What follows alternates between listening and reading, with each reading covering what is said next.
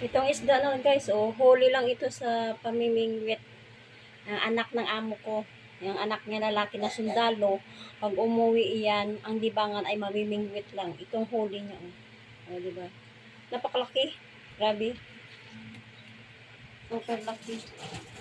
Huli yan sa pamimingwit. Tingnan nyo naman yan guys. Sobrang laki.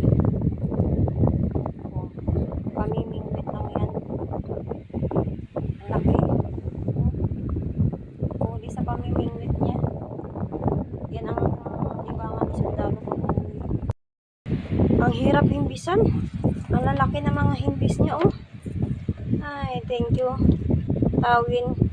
Nahirapan ako sa paglilinis, pero salamat pa rin na naman kami sa ulam.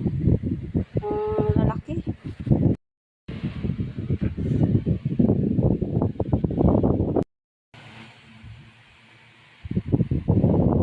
Laki na siya.